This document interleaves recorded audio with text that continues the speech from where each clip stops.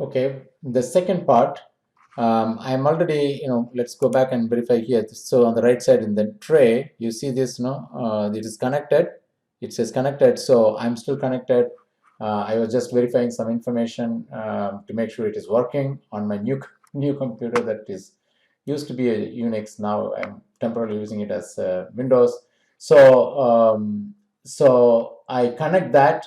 This computer needs to be reinstalled with PostgreSQL software, Postgres software, which has a SQL command line SQL possibility. Okay, so I kind of log into the system. It's easy to log into the system because I'm already connected.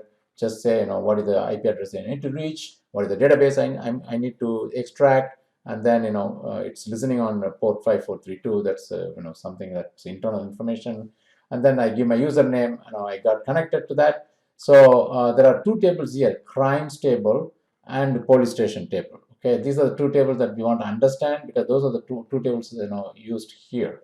So I kind of only selected two records from crimes table, and these are the column names. Okay, many of them are there, but you can understand there are two records only I pulled out, and each record goes through up to 2 lines here. Okay, so the first one is the ID of the crime.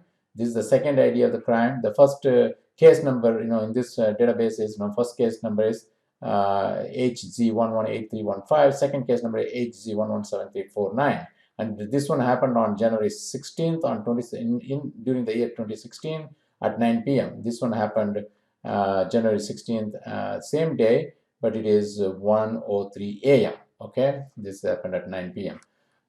So where did it happen? It happened in this block area, right? Which is the block 026XX space W space Peterson Avenue, and the primary type is liquor law violation, and what is the detailed liquor license violation, and location description. It happened in a restaurant.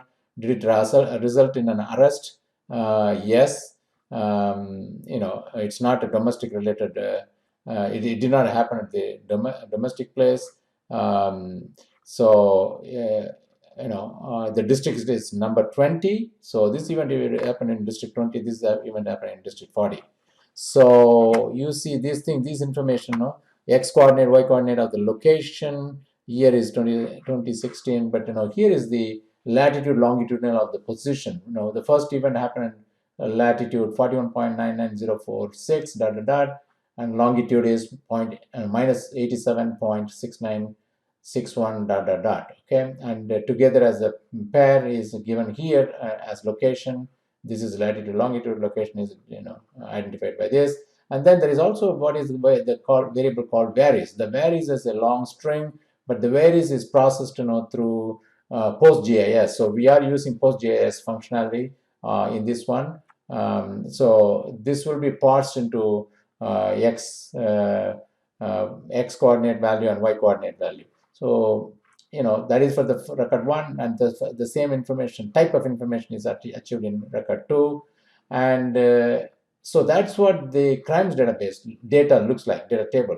On the other hand, the police station data table looks like the first one is about the headquarters, the second one is the district 1, and there are only 2 records I pulled out just for explanation's sake.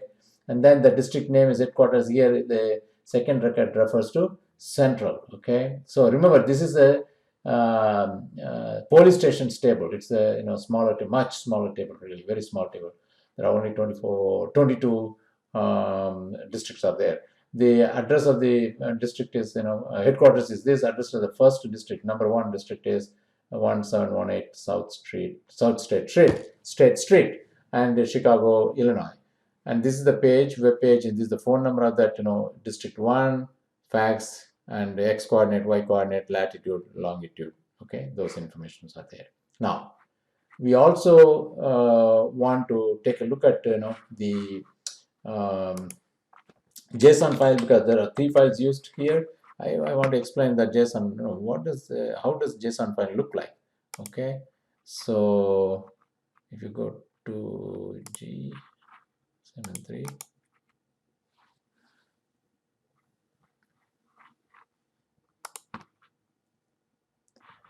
Postgres, Okay, boundary. Let's see whether I can see it. Okay, well, open with. I'm not going to show. So I used to have, a different, better editor, but I'm going to use Notepad. Let's see what happens with Notepad. Okay. So you can see that here. This is how it looks like. It's actually a wide data, but the main point is it's a JSON file. So that means you have a key and then a list of values, right? So here, this is about feature collection. The features are about really the boundary points of a district. The boundary points are identified by the latitude. In this case, it is represented as longitude and latitude, but nonetheless, it's a pair that determines the points of the corner points of the polygon, multi-polygon, and then when you connect those things, you get a district. That's the point. So, for example, the 17th district. This is the number. District number is 7. Let me make it a little bit bigger. This district number is 7. It's labeled as 17th. 17th district, but the label is only just 170H. The coordinates are following like this. The first, the polygon has all these coordinates. Okay, so I don't know, tons of tons of coordinates are there for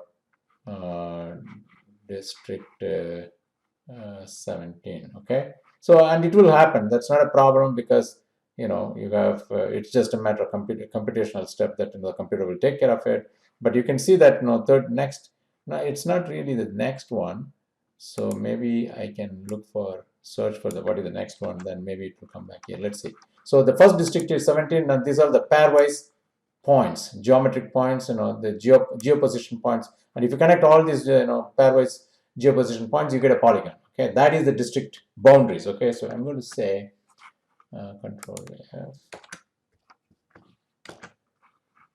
So the first one is the district number 17. Next one is actually district number 20. Okay. Next one is district number 31 and so on. So this is what you get into the JSON file that helps you to build the boundary lines and hence you can visualize the districts. Okay. So let me close this one.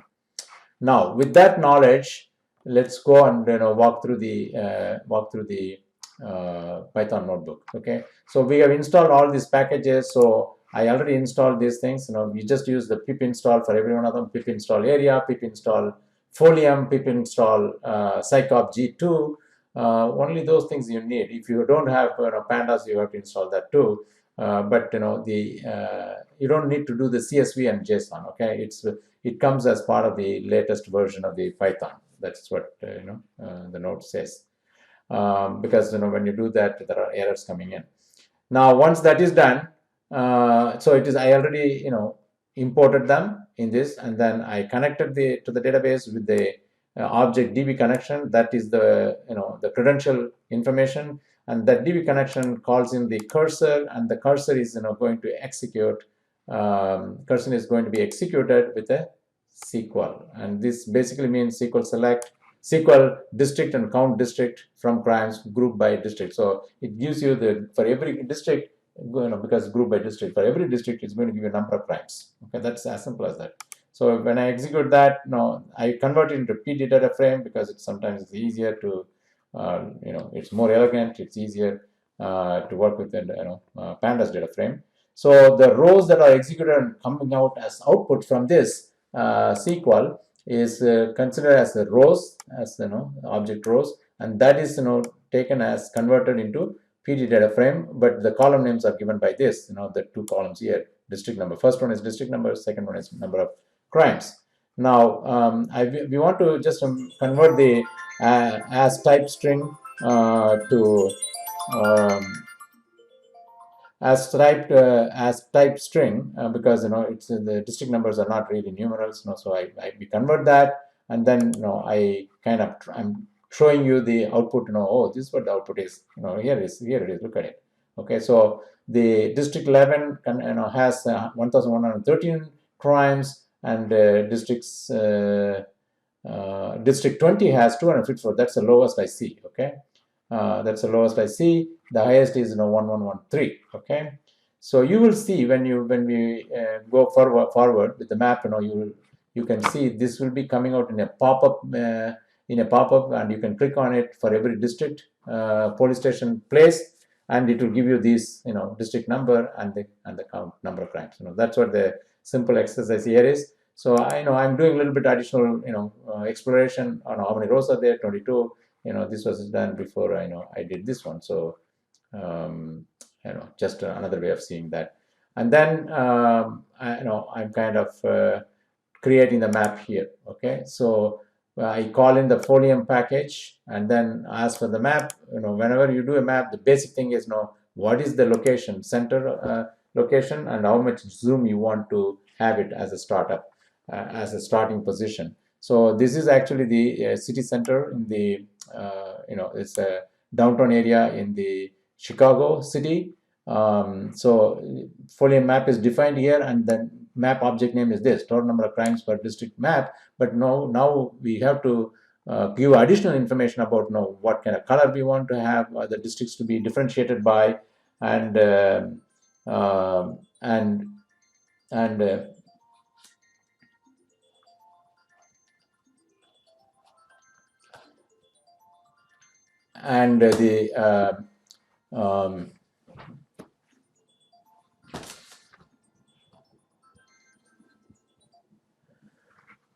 the total number of crimes needs to be it's an object right now defined by this map, right? So we are going to give what kind of map we are going to get. We are going to get Choropleth map.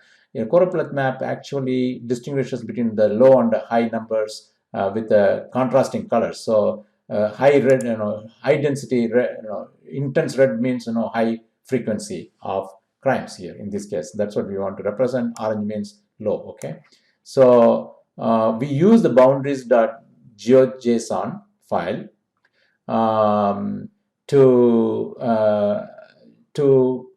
create the the geodata is used from the boundaries.geojson, and the fill color for the district is the orange-red combination. Fill opacity is 0.5. The line of the district lines, the boundary lines are given with the line opacity of 1. So the higher the number, it is going to be more darker. You need that so that you can quickly understand the boundary areas of a district. And then the data that is going to be used is crimes per district, which we have already seen that. We calculate, we did a SQL on that, and we found the crimes per district. And then the key on is features dot properties dot district num. So when you looked at that,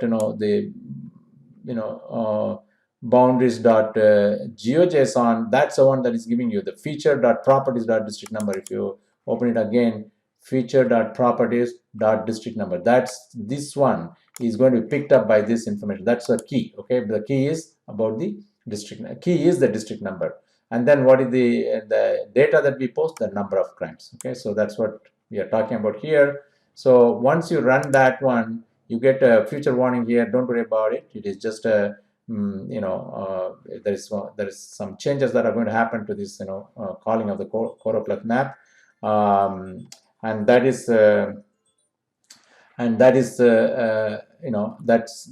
tells you how to define the Choropleth map. Okay, now you got a folium map defined with the Choropleth.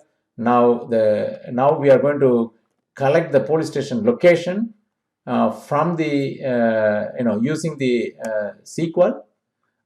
From the police station data set, right? From police stations table, if you remember police stations table, where we are not interested in the headquarters, but all the other rest of the places. So, and there is something called where is, right? And the post GIS, function helps us to parse that into the X location, X coordinate versus Y coordinate, and that SQL is executed and stored under the name police underscore stations. Okay, this police underscore stations is actually the table, but this one is the data posted in the Python. Okay, now for each of the police stations, what are we going to do? We are going to create a pop-up, right? Remember, there is a function called dot pop-up, which is an HTML type function. So we are going to make a folium dot marker. We are going to make a marker. That marker is really a pop-up, and that pop-up is going to be created in this way, okay, using the folium.popup HTML, within parentheses HTML district number. That HTML pop-up is which is going to give us a district number and the total number of claims, and these strings are fed from the data set that was already defined, for district and district crime numbers. Okay, we already have district and district crime numbers, but for district is taken, for every district we are going to take the district number and the total number of crimes there from that data set, and and it is added to this map, okay, which was defined earlier. Okay, we defined the map here, and that map is now also added with the pop-up marker. And once you do that, this is just a check. I was doing, what does this police station contain, right? So it basically has location and the district number and the police station location in latitude and longitude. So after it is run, if you recall, this what is, you'll get it, and the whole purpose is that these are the pop-ups, HTML type pop-ups. So for example, this looks like the darkest red, right? This looks like a darkest red. So if you look at this, it is coming out to be the 1113 records here. On the other hand, if you look at this one, the lightest is perhaps this or this. Okay, to me both of them look similar, but I think this the one is lowest. Yeah, this is 250. This is 254. Okay, how do you know that? This is 254. It says that here. Okay, this one behind that color. Okay, so maybe I can do this here. If you do this, you can see it easily. Okay, so that's the lowest, and you can see that the contrast colors visually tells you where most of the crimes are. Okay, that's the idea. Okay, all right, folks. So with that, the approach is always same. You will collect, specific data and using a SQL, and that data will be posted by district or by block, where we define a folium map with the location, which is always going to be the downtown as the center, and the zoom start is 11. And then using the the coloring code that we want, whatever we want to use, there are different coloring codes are possible. Here it is a three color situation: yellow, orange, red. Okay, so what I'm trying to say is there is a pattern here for every one of the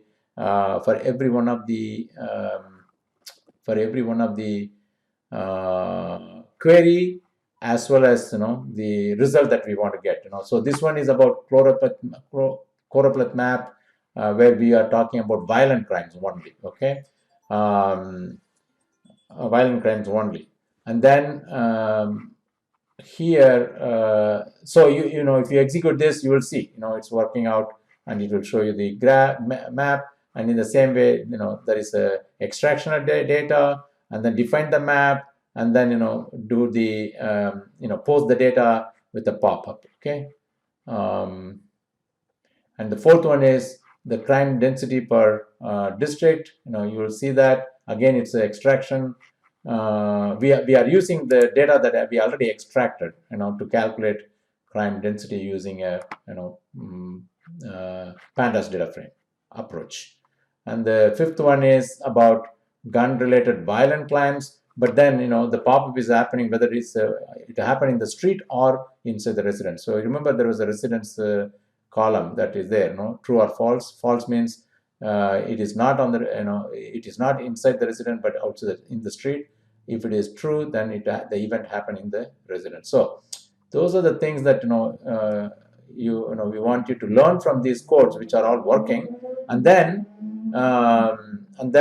you are required to do these 4 requirements. So these are all very similar to that. So use the workbook here that is given to you to learn and to execute the requirements. Thank you very much.